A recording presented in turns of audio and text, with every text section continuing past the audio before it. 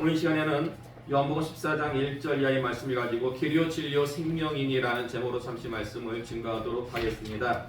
오전 시간에 우리는 마음에 관한 말씀을 살펴봤습니다. 칠판에 있죠. 마음은 우리의 전인격을 나타낸다고 성경에서는 이렇게 증거하고 있습니다. 근데 저희가 오전 시간에 그 마음에 대해서 살펴본 이유가 있습니다. 그 이유가 뭐였습니까? 마음을 살펴본 이유.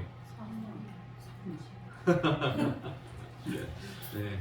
참 물론 각자 받은 은혜대로 말씀을 하시는 거니까 대답이 다를 수가 있어요. 근데 원칙적으로 보면은 이 마음을 살펴본 것은 말씀에 그 제자들이 근심했기 때문에 그래요. 예. 그러니까 제자들 마음에 근심이 있었기 때문에 예수님께서 마음에 근심하지 말라 이렇게 말씀하셨기 때문에 마음에 관한 말씀을 우리가 살펴봤는데 제자들 그 마음 가운데 근심이 생긴 이유가 무엇 때문이었습니까? 제자들 마음에 예수님께서 지금 그 최후의 만찬을 즐기시다가 세족식을 베푸셨고 그런 다음에 너희 중에 한 명이 나를 팔 것이다 배신에 관한 말씀을 하셨어요. 그죠? 그리고 조금 있으면 내가 너희를 떠나갈 것이다 이별에 관한 말씀도 하셨습니다. 그러니까 베드로가 위기를 직감하고 주여 어디로 가시나이까 주님을 위해서 내가 내 목숨을 바치겠나이다. 그러니까 예수님께서 너가 오늘 밤 다불기 전에 3번 나를 부인하리라. 그래서 지금 연달아 가지고 예수님께서 제자의 배신 그리고 제자들과의 이별 그리고 베드로의 부인에 대해서 말씀하시니까 제자들 마음 가운데 근심이 한가득하게 생겼습니다. 그래서 예수님께서 근심하지 말라라는 말씀을 먼저 주셨는데요.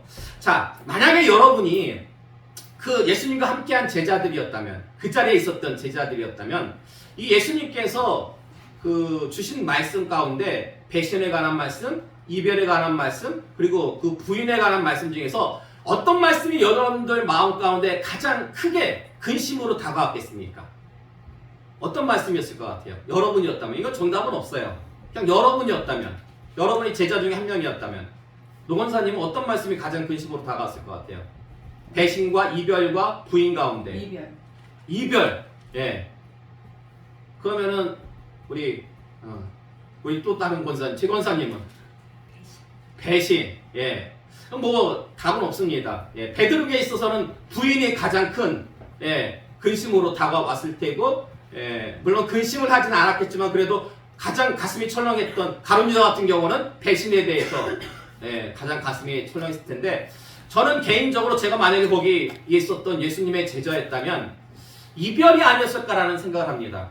왜냐면 배신은 내가 직접적으로 지금 예수님을 어떤 그 팔고자는 마음도 없었기 때문에 그리고 어떤 베드로의 어떤 부인도 사실 이런 것들은 다 예수님만 함께 하신다면 그 풍랑 속에서도 빠져 죽게 된 그 풍랑 속에서도 그리고 그 막 굶어 죽게 된 그 상황 속에서도 어떤 위기 가운데서 예수님만 계셨으면 그 모든 문제들이 다 해결이 됐었잖아요. 근데 지금 예수님께서 제자들과 이별을 하신대요. 그건 예수님이 안 계시면 제자들만 가지고 그건 뭐 죽도 밥도 안 되는 거죠. 그래서 그 이별이 제자들에게는 가장 큰 근심으로 다가오지 않았을까라는 생각을 갖다가 해봅니다. 그래서인지 2절 말씀 보면 1절 말씀에서는 마음에 근심하지 말라는 말씀을 주시잖아요. 그 말씀 후에 바로 이어서 주신 말씀이 이별에 관한 말씀이에요.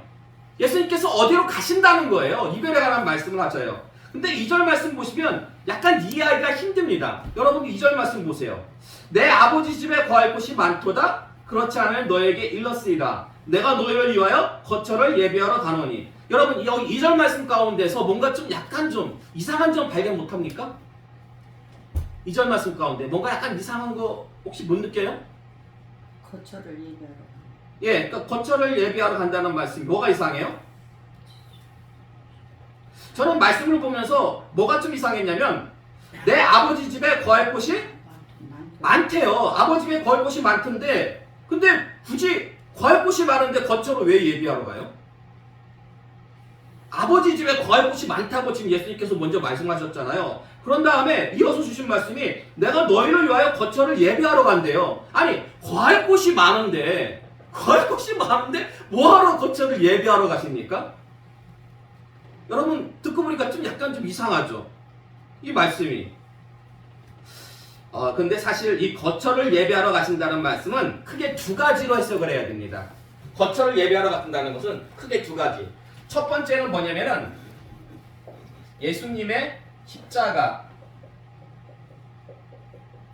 대속 죽음. 자, 내 아버지 집에 거할 곳이 많고 하지만은 그곳에 너희가 가려면은 예수님을 믿는 사람들이 그곳에 가려면은 그냥 갈 수 없어요. 예수님께서 우리를 위해서 십자가를 지셔야지만이 그래야지만이 그 대속 죽음으로 말미암아 가지고 우리가 하늘나라 아버지 집에 갈 수가 있다라는 것이에요. 그리고 두 번째는 뭐냐면은 말 그대로 천국을 예비하러 가시겠다는 것입니다.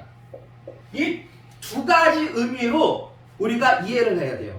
그래서 거처를 예비하러 가신다라는 말씀은 문맥에 따라서 1번 혹은 1번으로 2번으로 그렇게 이해를 해야지 어느 하나로 이해를 했다가는 말씀이 전혀 이해가 안 됩니다. 그래서 지금 2절 하반절의 말씀 보면은 2절 말씀 보시면 내 아버지 집에 거할 곳이 많도다. 그렇지 않으면 너에게 일렀으리라. 내가 너희를 위하여 거처를 예배하러 가노니. 그럼 2절 하반절에서 내가 너희를 위하여 거처를 예배하러 간다는 말씀은 1번과 2번 중에서 어떤 말씀일까요? 지금 예수님께서 2절의 말씀 보면은 내 아버지 집에 거할 곳이 많도다. 내가 너희를 위하여 거처를 예배하러 가노니. 1번과 2번 중에서 뭐예요? 1번이죠. 예. 그러니까 이 말씀은 내 아버지 집에 거할 곳이 많도다. 그곳에 너희가 가기 위해서는 내가 먼저 십자가 대속 죽음의 길을 걸어야 된다는 거예요. 예. 그리고 3절 말씀 보세요. 가서 너희를 위하여 거처를 예비하면 내가 다시 와서 너희를 내게로 영접하여 나 있는 곳에 너희도 있게 하리라. 가서 너희를 위하여 거처를 예비하면 이 말씀은 두 번째. 내가 가서 천국에 가가지고 너희를 위해서 다 예비하고 나면은 원래 신랑이 하는 일이 그거였어요. 예수님은 요 말씀이 지금 우리는 어떻게 보면은 약간 쉽게 이해 안 되지만은 오히려 제자들은 이 말씀이 좀 더 쉽게 이해가 됐어요. 왜냐면 당시에 유대인들은 결혼식을 하기 전에 미리 약혼식을 했어요.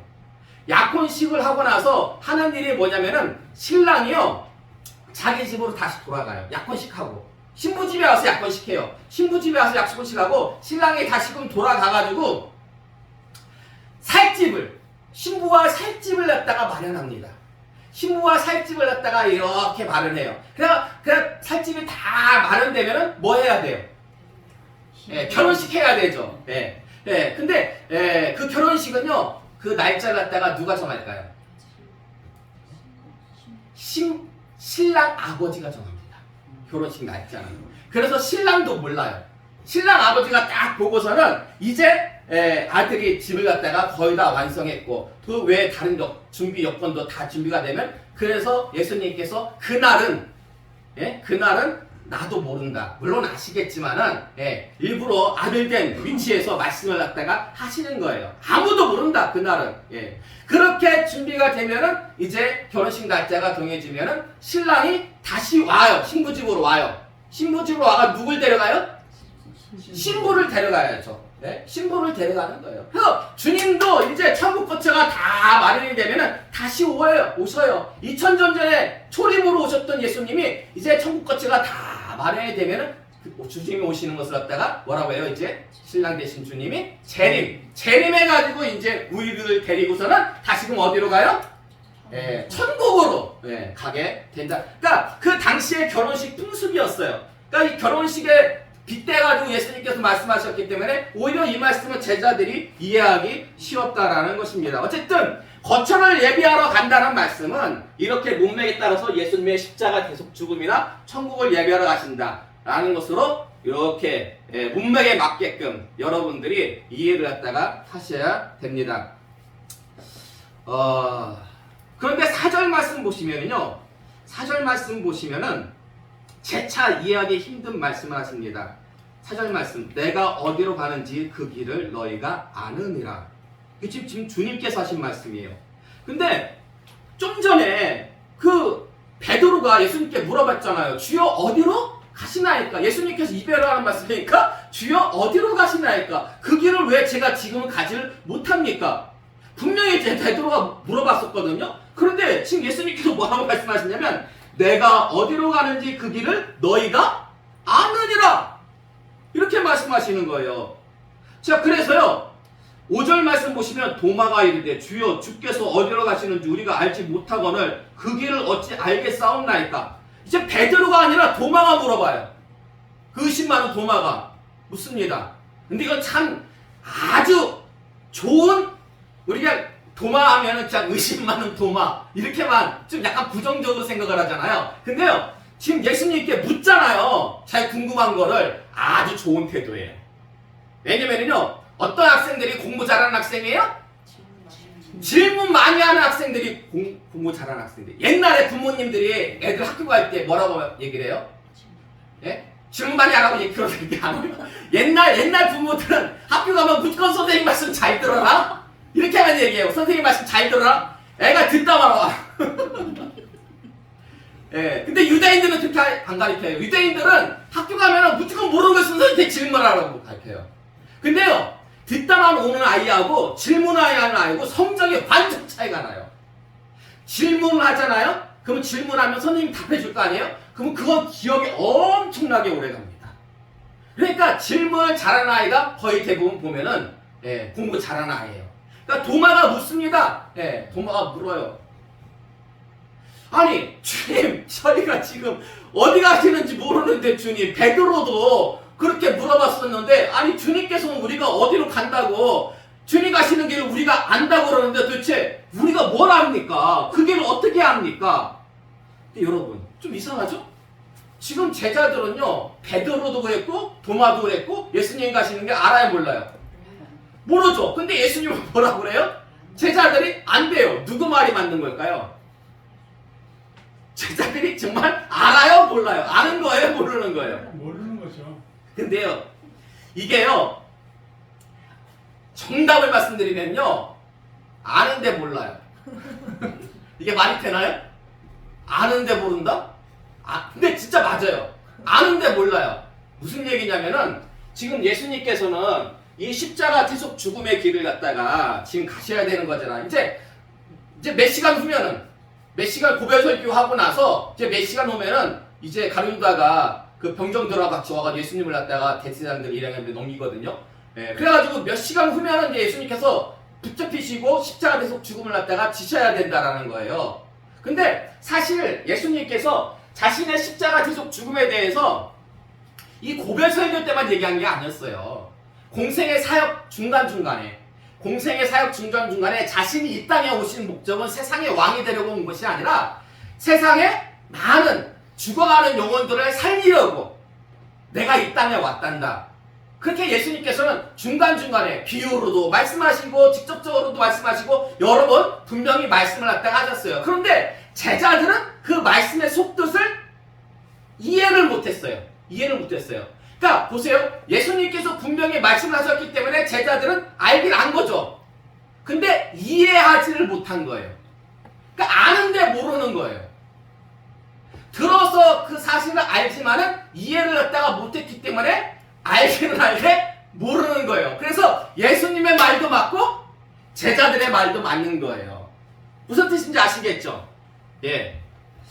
자, 그러면은 제자들은요 이 예수님의 말씀하신 이 뜻을 언제 제대로 깨달게 될까요? 예수님이 말씀하신 돌아가신 다음에 언제? 그 요한복음 14장 26절의 말씀, 그 주보에서 밑에서 한 그 네 번째 위로 말씀으로 따져가지고 네 번째 위쯤 올라가면은요 요한복음 14장 26절에서 27절까지 기록되어져 있는데 26절의 말씀을 함께 봉독하겠습니다. 시작.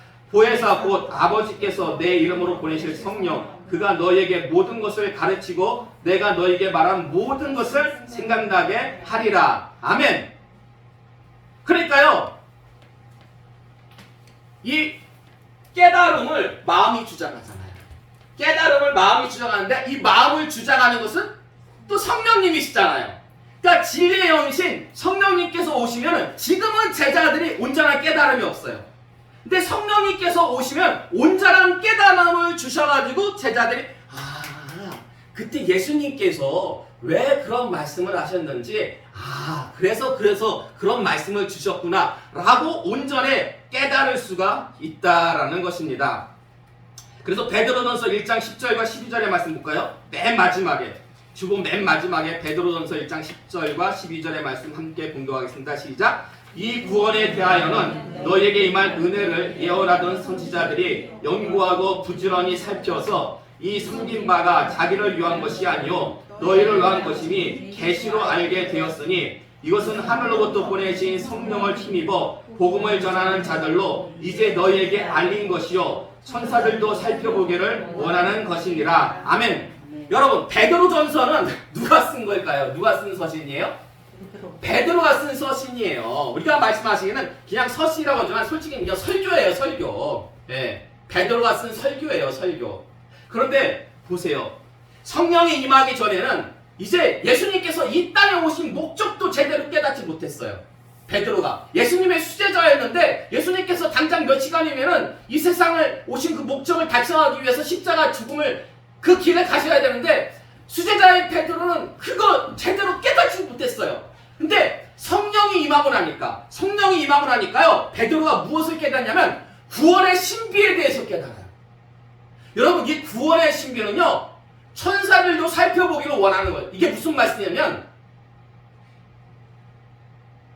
천사도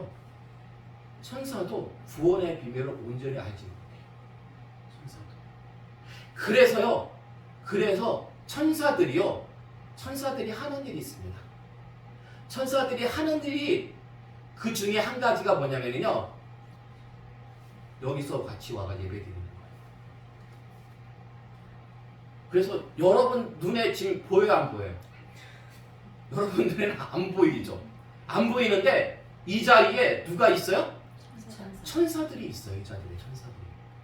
그러니까 천사들이 이 자리에 함께 모여가지고 함께 예배를 하나님께 영광을 돌리는데 그 목적 중에 한 가지가 뭐냐면은 천사들이요, 이 구원의 이 성경 말씀, 구원의 신비에 대해서 천사들에게 다 알려주시질 않았어요, 하나님께서.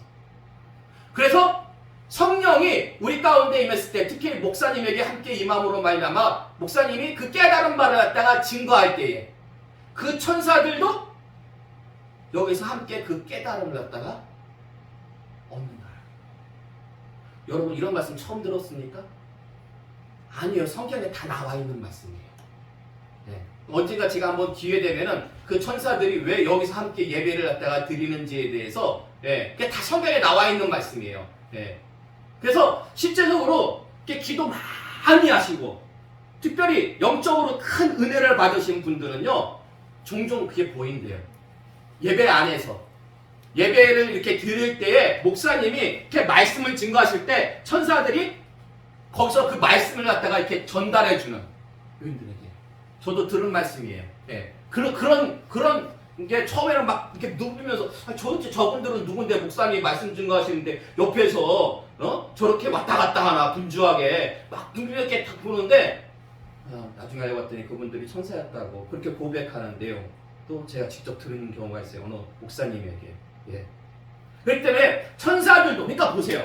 베드로가 예전에는 그렇게 어떻게 보면 무졌어요. 온전한 깨달음이 없어가지고. 근데 성령이 임하고 나니까 구원의 신비를, 구원의 계시를 갖다가 온전히 깨달아가지고 그 말씀을 증거하는데 그건 천사들도 살펴보고요. 천사들도 몰랐던 그 심오한 말씀을 갖다가 베드로가 깨닫고 알게 되는 거예요. 나중에 여러분들 시간 되면 이번 주 중에는 베드로 전후서를 한번 읽어보세요. 베드로 전후서를 이렇게 한번 읽어보면 그게 베드로의 설교예요. 근데 베드로가 쓴 그 설교 내용을 이렇게 보면은 그 예수님의 그 제자였던, 좀 우스갯소리로, 혹시 여러분 영화배우 이대근이라고 아세요? 이대근. 예전에 서울의 달인가? 거기에서 나왔던 드라마에서 이대근. 좀 웃긴 연기 약간 많이 보이면서 이렇게 막 하는. 근데 저는 그분을 볼 때 그분 교회 장로님이에요. 그분이.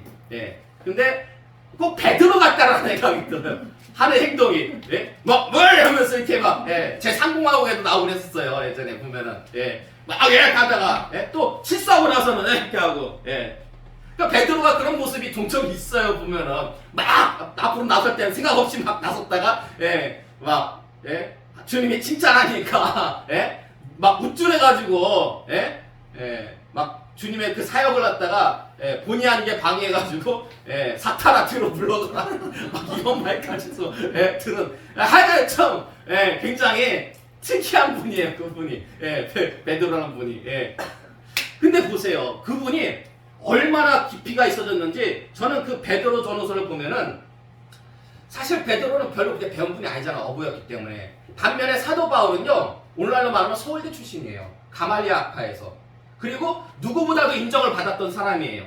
그런데 바울 서신에 비해서 부족한 게 없어요. 제가 볼 때는 베드로 전후서가.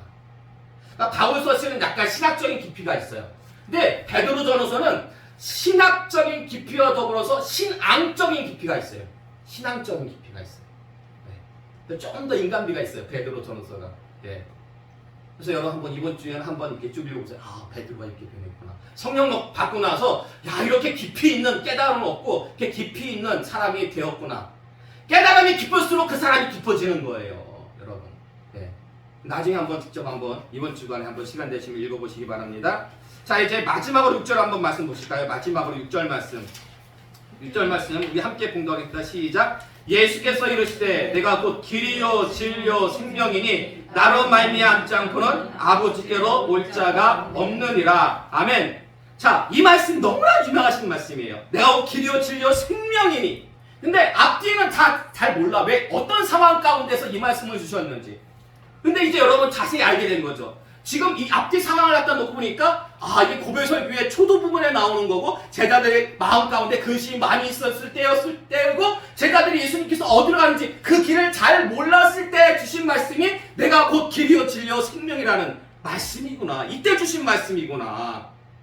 예수님께서 길이래요. 어떤 길이에요, 예수님이? 우리 어떤 길이에요? 예수님이요? 예수님이 길이래요. 천국 가는 게 예수님을 통해서 외에는 예수님 밖에 다른 외에는 우리에게 주신 이름도 없고 다른 방법도 없어요. 오직 예수님만을 통해 가지고 우리가 천국 갈 수가 있다는 거예요. 천국 가는 길, 그 길이 바로 영생의 길, 영원한 길, 우리에게 생명의 길이에요. 그리고 진리가 무엇이라고요? 진리가 전도서 3장 11절의 말씀, 오늘 우리가 5절에 살펴봤지만은 하나님께서 사람을 마음 가운데 어떤 마음을 주셨어요? 영원을 사모하는 마음. 그래서 사람들 마음 가운데 뭐가 다 있어요. 영원한 것을 사모하는 것이. 그래서 진리라는 것은요, 뚜렷한 어떤 실체에 대해서 세상에 증거하지 못하지만 정리하지 못했어요, 진리에 대해서. 그렇지만 공통된 점이 하나 있어요. 영원한 것. 영원한 것이 진리다. 불변하고 부동적인 것이 진리다. 세상에서도 통하는 거예요. 근데 예수님께서 뭐라고 말씀하세요? 내가 곧 길이다, 천국 가는 길이다, 그리고 내가 곧 생명이다. 너에게 영원한 생명을 주시는 자다. 그리고 내가 바로 진리다. 나로 말미암지 않고는 아버지께로 갈 수가 없다라고 예수님께서 말씀하십니다. 제가 볼 때 사람으로 태어나가지고 진리를 모르고 죽는다는 것은요, 짐승하고 다를 바가 없어요. 짐승하고. 너무 불쌍한 거 아닙니까? 사람으로 태어났으면은 그래도 사람이, 그리고 뭔지는, 사람으로 태어났으면 진리가 뭔지는 알고 죽어야 되는데 진리를 모른다?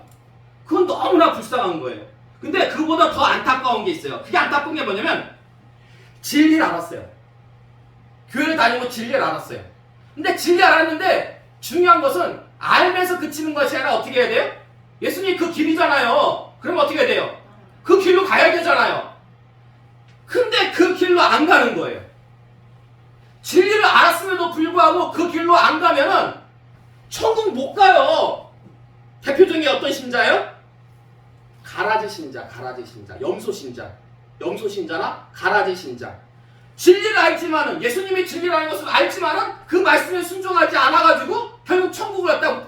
그게 세상에서 가장 불쌍한 거예요. 제가 볼 때는 불신자보다 더 불쌍한 사람들이 그 사람들이에요. 왜냐면 불신자들은 몰라서 못 간 거잖아요. 근데 이 사람들은 가라지 신자고 염소신자는 알아. 진리 아는데 그 길을 못 가. 그럼 나중에 하나님 앞에 섰을 때 누가 더 많이 크게 얻어맞을까요? 아는데 행하지 못한 자들 더 많이 얻어 터진다고 분명히 예수님께서 말씀하셨어요. 네. 아는데 그 길을 가지 못한 자들. 부디 이 시간 나오신 여러분은요, 진리와 생명이 되시는 예수님의 길을 따르시기 바랍니다. 아멘. 그러므로 구원의 은혜가 이 땅에서만 주어지는 것이 아니라, 예? 이 땅에서만 주어지는 것이 아니라 반드시 천국에까지, 예? 나중에 100년 뒤에 여기 계신 분들 다 없어요. 이 자리에 다 어디가 있어요? 예. 그럼 거기 가서 우리가 서로 알아볼까요? 못 알아볼까요? 알아봐요. 예, 알아봐요. 아니 그 나사로 품 안에 그 베드로 그 품 안에 있던 거지 나사로를 갖다가 알아봤잖아요. 부자가. 예. 그때 그분 혹시 못 봤어요? 그분 못 봤어요? 그분 오시고도 남을 것 같았었는데 엄청나게 교회에서는, 예? 탑3 안에 드는 그 정도의 믿음을 가지신 분인 줄 알았는데 혹시 그분 못 봤어요? 단 못 봤대. 그럼 어디 가신 거예요? 둘 중에 하나죠. 지옥 가든지 아직 안 오셨든지. 100년 지나고서는 아직 안 갈 확률은 거의 없을 거예요. 예. 여러분, 이 땅에서도 신앙생활 잘 하시고 저 하늘나라에서도 꼭 천국에 들어가시길 바랍니다. 아멘. 네. 그래서 그러한 은혜가 꼭 여러분들에게 함께 하시기를 주님의 이름으로 축원합니다. 아멘.